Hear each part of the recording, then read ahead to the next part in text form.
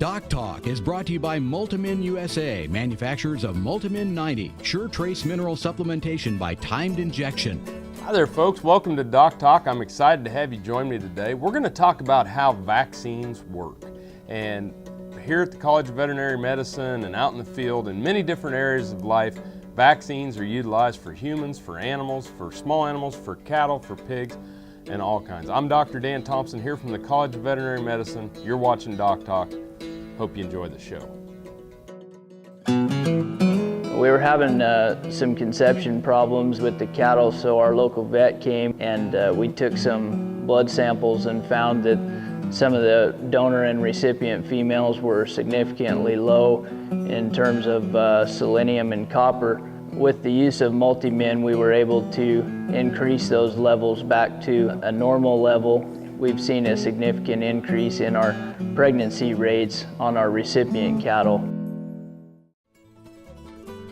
Closed caption brought to you by AgriLabs, the perfect pairing of performance and value. This segment is brought to you by Norbrook Laboratories, manufacturers of Normycin LA, Normectin Plus, 1%, and Poron, the practical choice for your herd. Hi there, folks. Welcome to DocTalk. I'm Dr. Dan Thompson here from the College of Veterinary Medicine at Kansas State University, where I serve as the Jones Professor of Production Medicine and Epidemiology. And usually I have a guest on the show, but today you're stuck with me. We're going to talk about vaccines and something that I think is very common. We take our dogs in to be vaccinated, take our cats in to be vaccinated, cows, pigs, humans.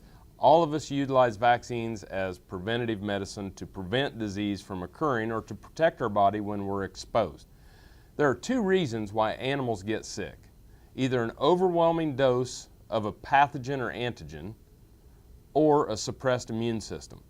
When the immune system is working adequately, we have the ability to neutralize antigens. What's an antigen? Well, an antigen could be a virus, could be a bacteria, it could be something that is not part of yourself. The immune system is pretty unique in the fact that the immune system goes through and it takes inventory of all of your body's cells through DNA and through recognition. And so when it's taking inventory and it goes through the body and it says hair, that's me, cells, that's me, heart cells, eye, that's me, and all of a sudden it says, oop, there's an IBR virus, infectious bovine rhinotracheitis. That's not me. That is called an antigen. An antigen is something that stimulates an immune response. When the antigen is recognized as not being part of the self in that animal, the animal then produces antibodies, and the antibodies neutralize the bacteria or the virus or the thing that's not self. So anything that comes into the body. And so the antigen-antibody complex is very important in neutralizing. When the immune system is suppressed and the antigen is present, but due to stress or due to something that's run down, when your mom said get out of the rain, or things that elicit stress responses in cattle, the animal can't produce the antibodies or can't produce the immune response that then subsequently neutralizes that non-self, that antigen, or that bacteria or virus that'll cause disease. Very important basic fundamentals to biology, very important fundamentals to survival of species and adaptation to surroundings and disease is the immune system. We're going to jump into talking about different types of immune responses, and there are basically two types of immune responses that vaccines can create. The first one being the humoral immune response, and the second one being the cell-mediated immune response. The humoral immune response is one that is very specific. It is that antigen is presented, it produces an antibody, and that antibody is only specific for the antigen that's being presented. And I'll illustrate this better. If we have an IBR virus infect an animal, the antibodies produced are not only specific for for IBR virus, but it can also be specific for a strain of IBR virus and sometimes not be protective against all IBR virus. So it's a very specific immune response. When we come back from the break, we're going to continue this discussion on vaccines, cell-mediated immune response, humoral immune response, and then how that works in modified live or killed vaccines. Thanks for watching Doc Talk, and we'll be back in a minute. This segment was brought to you by Brute Cattle Equipment, makers of the Brute Stealth Hydraulic Chute. If the chute fits, swear by it. Visit our website for more information. And by Lalaman Animal Nutrition, dedicated to the development and production of natural and differential solutions for animal nutrition. Beef producers need a practical choice when antibiotic therapy is required. More than ever, they are reaching for non-prescription Noromycin 300LA from Norbrook, specially formulated to produce sustained antibiotic blood levels up to 4 days in cattle. Noromycin 300LA delivers economic, broad-spectrum disease management for pneumonia, shipping fever, pink eye, wound infections, and foot rot. See for yourself why Norbrook's Noromycin 300LA is the practical choice for your herd. Got cattle? Rotomix manufactures a complete line of energy-efficient rotary and vertical feed mixers for feedlots, beef production, dairy, and cow-calf operations. Our mixers are available with the patented Generation 2 staggered rotor, the industry standard for feeding wet rations that include wet distiller's grain. Made in the USA, Rotomix mixers are designed for feeding performance that American cattlemen and dairy producers have come to expect. Rotomix, proud to offer a better mix in less time using less fuel. You know just how costly BRD can be, but did you know that bacteria like Mannheimia and Pasteurella can cause BRD? That's why veterinarians and cattle raisers focus on preventing pasteurellosis with a quality vaccine like PULMO-GUARD PHM1. It's ready to use, highly syringeable, and provides comprehensive protection with a single dose. For pasteurellosis protection that's truly the head of the class, ask your veterinarian about PULMO-GUARD PHM1. Dr. Dan here. Whether I'm driving up and down the roads covering the state of Kansas, or I'm getting between Riley and Manhattan for my job, I'm driving a Ford truck. I'd like you to come out and visit my friends here at Dick Edwards Ford. They have a truck that'll suit your needs, whether you're looking for power with a Power Stroke diesel, or if you're looking for fuel efficiency with the new EcoBoost engine, they got a truck that's just right for you.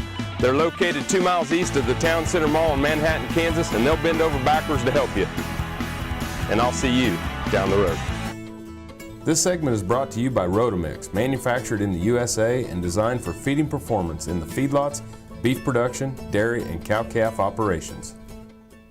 Hey there folks, welcome back to Doc Talk. Dr. Dan Thompson here from the College of Veterinary Medicine, and I'm tickled to death that you joined the show today because we're going to talk about something that is very common to all of us. We get vaccines ourselves, we give our dogs, our cats vaccines, and vaccinations are staples for preventative medicine in beef operations, equine, and swine operations. So first we're going to talk about the different types of immune responses. And as we left going into break, we were talking about the humoral immune response. And that humoral immune response, if I vaccinate for BVD, I'm going to get production of antibody for BVD. And that is the antibody complex, antibody neutralizing that virus. The antibody-antigen complex is humoral immunity. Now, cell-mediated immune response is a non-specific immune response. Cell-mediated immune response, if there is something within the body, whether it's a virus or bacteria, and it creates a cell-mediated immune response, that response tries to attack and neutralize non-specifically everything that is not self within the body. So, as the immune system takes inventory, hair cells, those are me, heart, eye, that's me. All of a sudden there's a virus that's live that kicks up the cell-mediated immune response. Whether that virus or a different bacteria are present, we're going to have a non-specific immune response against anything in the body that's not self. So we have a humoral immune response that is what we vaccinate for. We put an antigen in the body, the animal produces the antibody specifically for IBR virus. Cell-mediated, we have a non-specific response to that virus being present, and the immune response of the cell-mediated then attacks all non-self types of proteins, viruses, bacteria within the body. So what does that have to do with the different vaccines we use? Well, we do have two different types. We have modified live vaccines and we have killed vaccines. And the modified live vaccines are vaccines that are live viruses or live bacteria that have been attenuated. And attenuation means that we're going to take these vaccines and we're going to take away the part that makes those vaccines virulent or makes those vaccines infectious in the animal. We're going to give a small dose of the virus. The virus cannot cause the infection even though it's live, and since it's live, it will stimulate a natural immune response just like the animal was being exposed to the virus out in nature. Modified live vaccines stimulate both a humoral immune response for the antigen that we're vaccinating against and also a cell-mediated immune response that is nonspecific against all different types of things. We're going to head to the break. And as we come back from the break, we'll come back and we'll discuss what a killed vaccine stimulates relative to a modified live vaccine, and then we'll start to go into what exactly are in the different vaccines that you buy on a day-to-day basis. Thanks for watching Doc Talk, and we'll be back right after the break. True Test Group, weighing systems, electronic identification, EID, electric fencing, and dairy automation systems help farmers and ranchers around the world manage the performance of their livestock for ultimate profitability. Cow-calf, stocker, and feedlot producers know that effective parasite control improves overall herd performance and profitability. Norbrook offers a comprehensive, economical line of pour-on and injectable parasiticides for every livestock operation. Consult with your local animal health supplier to set up a program that protects your investment and brings larger cattle checks this fall. See for yourself why the Noromectin line from Norbrook is the practical choice for your herd. Hi, I'm Kevin Ochsner, host of NCBA's Cattleman to Cattleman and Colorado Rancher. Join me each week as the National Cattlemen's Beef Association brings you the latest updates in industry information and market news. Plus, each week we provide important educational information and features on cattlemen from across the country just like you. And we can't forget our favorite cowboy poet, Baxter Black. Join me for NCBA's Cattleman to Cattleman, debuting Tuesday nights at 8:30 Eastern, right here on RFD TV. This hog is head over hoof for meal made from U.S. soybeans. Now, one hog isn't that impressive, but suppose we add another, and another, and another. Before long, you've got billions of hungry customers around the world all clamoring for the same thing. Our soybeans. Learn more about the billion-dollar appetite of animal agriculture at BeyondTheElevator.com. Brought to you by America's soybean farmers and their checkoff. Valley Vet Supply is devoted to providing information and professional quality products at reasonable prices. ValleyVet.com, ValleyVet.com, Valley Vet Supply. Hi there, folks. Welcome back to Doc Talk. Dr. Dan Thompson here from the College of Veterinary Medicine at Kansas State University, where I serve as the Jones Professor of Production Medicine and Epidemiology. And we're going to talk more in depth about vaccines. And as we left for the break, we were talking about modified live vaccines. And modified live vaccines enlist both a humoral immune response and a cell-mediated immune response. Sometimes we use killed vaccines. And what a killed vaccine is we grow up the virus, we grow up the bacteria, and then we kill them. And these killed vaccines still have the proteins present to stimulate that humoral immune response. So the protein is vaccinated or injected into the animal of the killed virus or the killed bacteria, and it stimulates the antibody-antigen complex, which is the humoral immune response. So we get that from a killed vaccine. However, since that vaccine is not live, it does not stimulate that cell-mediated or that non-specific immune response. So the difference between a killed and a modified live is the modified live stimulates the antibody-antigen complex, the humoral immune response, and cell-mediated, and the killed vaccine only stimulates the humoral immune response or the antibody-antigen complex. When we use modified live, sometimes we don't have to revaccinate because that virus is replicating and it stimulates added immune response. You need to follow the label directions and work with your veterinarian at all times on these vaccines. However, when we do use the killed vaccines, it's almost always that we have to give a second vaccination or a booster response. So how do vaccines work? We're going to take one of these vaccines, take a killed vaccine or a modified live vaccine. We're actually going to take the virus or the bacteria that is non-infectious or non-virulent, and we're going to inject a small dose of that into the animal or into the person. That's the reason why they say when you use a vaccine, or if you go get vaccinated, make sure that you're healthy, because you want the immune system up and functioning. The immune system then is going to stimulate the antibody antigen reaction.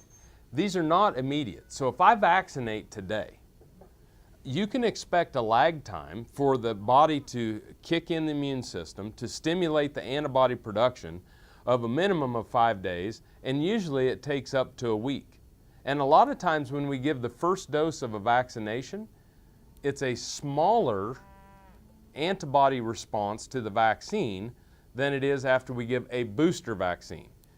As we discuss vaccines in more detail, it is important to understand that if you're going to give a booster vaccine, that vaccine should be given 14 to 21 days past the first vaccine to allow the body the time to produce what we call memory antibody or memory cells that will remember that when that antigen is presented a second time, we're going to have a whole flood and army of antibodies to go neutralize it.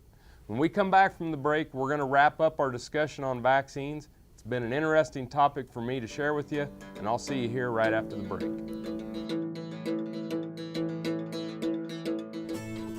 This segment is brought to you by Purple Wave Auction, the easiest, most straightforward way to sell used equipment.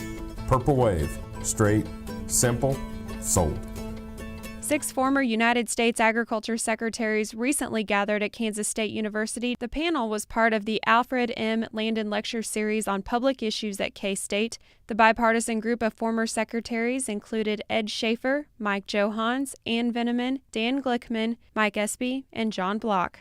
What we have now is a more risk management approach to agriculture, and that's basically what we're saying. We're saying last year when we have drought across the Corn Belt, we're going to have a crop insurance program.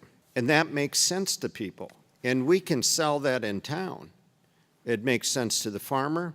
We can sell it in town. And the thing I like about it is everybody has skin in the game. This is K-State Research and Extension. The Kansas State University College of Veterinary Medicine is a leader in food animal research and education. Our researchers are constantly expanding the knowledge of animal health and food safety.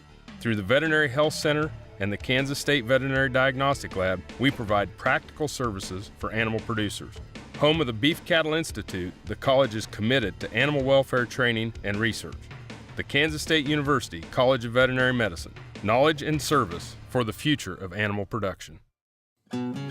We started using Multiman 3 or 4 years ago.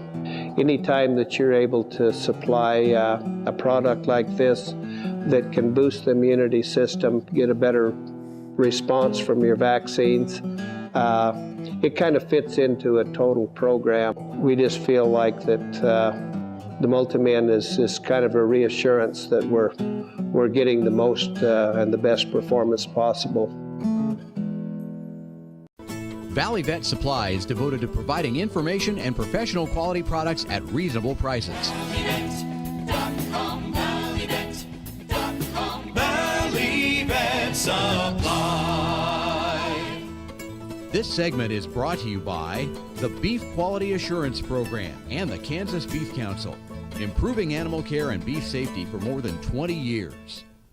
Hi there, folks. Welcome back to Doc Talk, and joining me today in a discussion about vaccines, which is something that, again, there's a cornerstone to our preventative medicine programs, and we want you to work with your local practitioner to develop a vaccine program that fits your herd. We left talking about booster vaccines, and I want to kind of clear that up. One thing that I think is a misnomer, or things that people don't understand, is that when I vaccinate an animal, I don't get immediate coverage. I may get a cell-mediated immune response pretty quick with a modified live, But the humoral immune response, that antibody production to neutralize, takes 4 to 5 days at a minimum, and usually 1 to 2 weeks. As we develop the first vaccination and first exposure to that pathogen or to that antigen, we get buildup of memory antibody or B cells. And then the second time that the animal is exposed, whether it's through vaccination or through natural exposure to disease, we get a much larger antibody response out there at 21 to 28 days after a second vaccination. Now, vaccination and immunization are two different things. Just because you give an animal a vaccine doesn't mean you get an immune response. And some of the things that you need to do to make sure that your vaccine is working comes right there at the shoot site. And things such as modified live vaccines are very sensitive to UV light. UV light from the sun can denature and kill a modified live vaccine. So you want to make sure that you keep your vaccines in a cooler or someplace that's dark. Next thing is exposure to temperature, whether it's heat stress or cold stress. If you expose modified live vaccines and let them get too warm or too hot, or exposed to freezing temperatures, that can turn your modified live vaccine into a modified dead vaccine, which is not a good place and not what you paid for to be able to inject into your animal or to do these. The other thing is you need to make sure that the calves have a functional immune system. You want to put these products into healthy cattle so that they have the immune system, and then before they're exposed to disease, that the vaccine is producing the immune response that you want. And the last one is proper administration. We have a designated vaccine zone within the animal on the neck of the animal. Now you need to first look and see, is this a subcutaneous injection or an intramuscular injection? And it'll say it right on the label, or your veterinarian will help explain to this. But if it's a subcutaneous injection, sub-Q, you're going to put that vaccine, deposit that vaccine between the sub-Q, or the deposit between the skin and the muscle or the fascia of the muscle of that animal. And if you're going to do it on an intramuscular, it'll be a perpendicular vaccination right into the muscle of that animal. I hope you enjoyed our discussion today on vaccines, and we're going to have more of these types of discussions on Doc Talk. Thanks for joining us. Remember, always work with your local veterinarian. If you want to know what we do here on Doc Talk, you can find us on the web at DocTalkTV.com. I'm Dr. Dan Thompson, here from the College of Veterinary Medicine at Kansas State University. You've been watching Doc Talk today. I'm sure glad you joined us, and I'll see you down the road.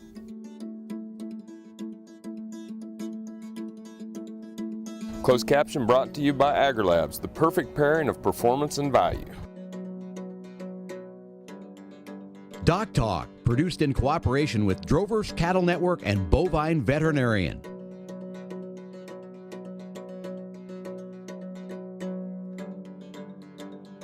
For more information about this program or previous programs, go to DocTalkTV.com.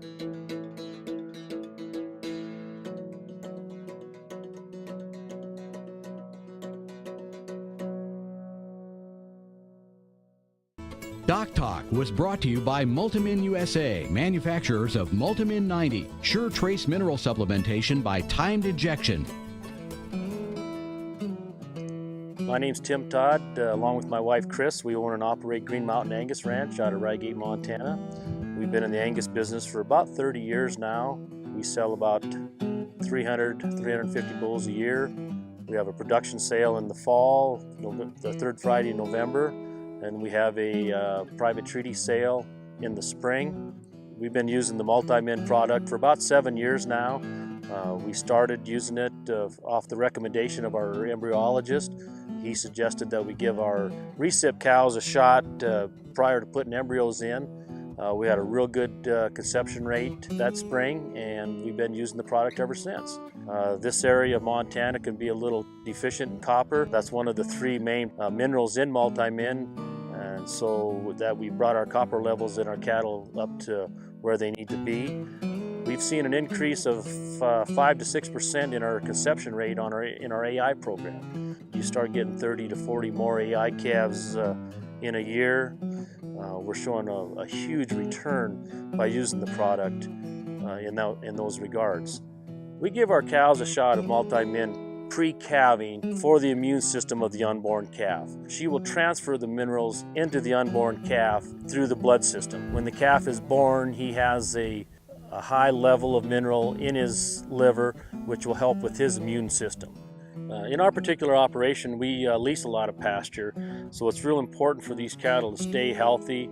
We don't get the opportunity to check them like we'd like to. The least sickness, the least foot rot we have, the better off we are. So with the use of multi-men, that's two of the big benefits we've seen. Healthier cattle, less maintenance.